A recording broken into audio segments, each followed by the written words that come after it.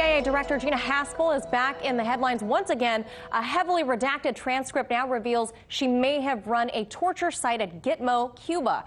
RT correspondent Dan Cohen is joining us live from the newsroom with more details to this breaking story. Dan?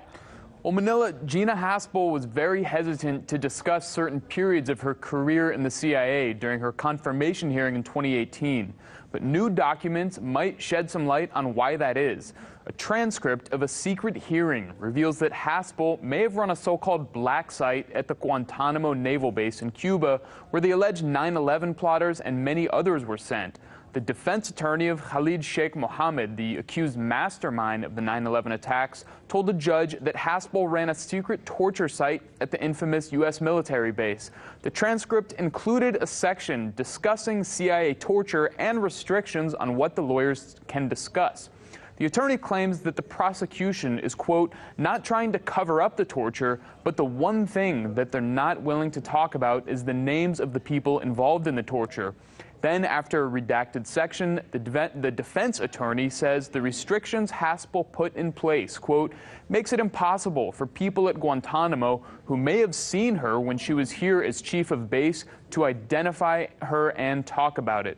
Haspel was confirmed to head the CIA in May 2018, despite accusations that she oversaw torture at a CIA black site in Thailand. Here's what CIA whistleblower Ray McGovern had to say about Haspel's confirmation. Stop resisting. Stop resisting. Stop resisting. Stop resisting.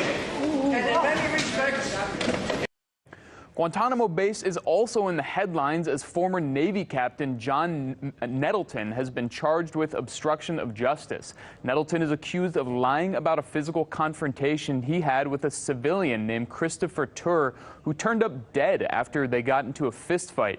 The two had their first confrontation at a bar where Turr accused Nettleton of having an affair with his wife, which is true according to the indictment against him.